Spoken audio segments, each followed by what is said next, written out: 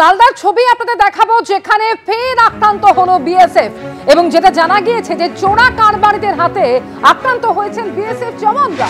আত্মরক্ষার জন্য শূন্যে গুলি চালাতে বাধ্য হলো বিএসএফ। গভীর রাতে যখন কাঁটাতারের কাছে বাংলাদেশি চোরা কারবারিদের দেখতে পায় এবং সেই সময় বাধা দেয় বিএসএফ, হাই বিম টর্চ জ্বালিয়ে চোরা কারবারিদের আটকায় বিএসএফ এবং পাল্টা সেই সময় ধারালো অস্ত্র নিয়ে বিএসএফ জওয়ানদের উপর হামলা বাংলাদেশি চোরা কারবারিদের। আত্মরক্ষার্থে 2 রাউন্ড গুলি চালাতে বাধ্য হয় বিএসএফ এবং সেই সময় গোলমাল দেখে বাকি জওয়ানরা জড়ো হলে পালিয়ে যায় পাচারকারীরা। মালদায় ফের আক্রান্ত হলো বিএসএফ, যেখানে চোরা কারবারিদের হাতে এবার আক্রান্ত হলেন বিএসএফ জওয়ানরা। এই মালদারি বৈষ্ণবনগর সীমান্তে কাঁটাতার লাগাতে গেলে বাধার সম্মুখীন হতে হয়েছিল বিএসএফ কে, আর এবার একেবারে চোরা কারবারিদের হাতে আক্রান্ত হওয়ার ঘটনা, যখন আত্মরক্ষার জন্য শূন্যে গুলি চালাতে বাধ্য হয় বিএসএফ। গভীর রাতে যখন কাঁটাতারের কাছে বাংলাদেশি চোরা কারবারিদের দেখতে পায় বিএসএফ, সেই সময় বাধা দেওয়া হয় বিএসএফ এর তরফে এবং হাই বিম টর্চ জ্বালিয়ে চোরা কারবারিদের আটকায় বিএসএফ। আর সেই সময় পাল্টা ধারালো অস্ত্র দিয়ে বিএসএফ জওয়ানদের উপর হামলা চালিয়েছে বাংলাদেশি চোরা কারবারিরা। আত্মরক্ষার্থে 2 রাউন্ড গুলি চালাতে বাধ্য হয় বিএসএফ। গোলমাল দেখে বাকি জওয়ানরা জড়ো হলে পালিয়ে যায় পাচারকারীরা। এবার চোরা কারবারিদের হামলার মুখে পড়তে হলো বিএসএফ কে।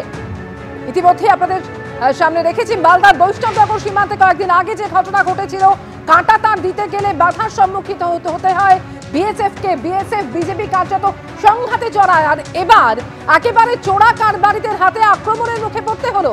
সমীরণ পাল রয়েছেন এই মুহূর্তে টেলিফোন লাইনে। সমীরণ, ঠিক কি ঘটেছে? গতকাল রাতে ঠিক পরশু রাতে যে ঘটনা ঘটেছিল, ঠিক গতকাল রাতেও ঠিক একই ঘটনা ঘটেছে।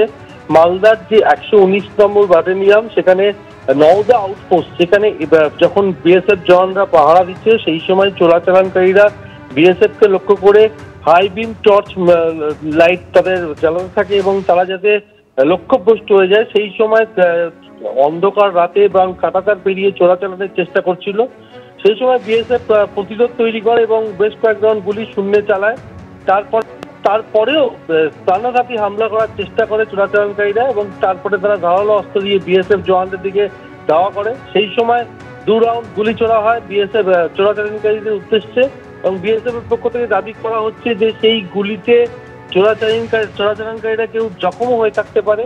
তারপরে পিছু হটে চোরাচালানকারীরা এবং সেখান থেকে বিএসএফ এর তরফ থেকে বেশ কিছু ফেন্সিডিলের বোতল, অর্থাৎ 572টি ফেন্সিডিলের বোতল উদ্ধার করা হয়েছে এবং একটি টর্চ উদ্ধার করা হয়েছে।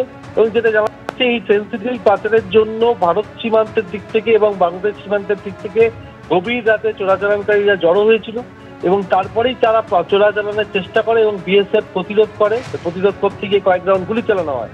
কিন্তু প্রশ্ন হচ্ছে, বিএসএফ এর পক্ষ থেকে বলা হচ্ছে বারবার বিজিবির সঙ্গে বৈঠক করা হচ্ছে, যখন ফ্ল্যাগ মিটিং করা হচ্ছে তখন বারবার বলা হচ্ছে যে সীমান্ত সুরক্ষার জন্য চোরাচালান বন্ধ করতে হবে, কিন্তু বিএসএফ এর অভিযোগ যে বিজেপির তরফ থেকে নজরদারি না থাকার জন্যই চোরাচালানকারীদের স্বর্গরাজ্য হয়ে উঠছে এই সমস্ত সীমান্ত এলাকা। গতকাল রাতেও বিএসএফ এর উপর হামলা চালানোর চেষ্টা হয় এবং সেক্ষেত্রে প্রতিরোধ করে বিএসএফ, এমনটাই বিএসএফ এর পক্ষ থেকে দাবি করা হয়েছে। অমৃতা, ধন্যবাদ সমীরণ তোমাকে।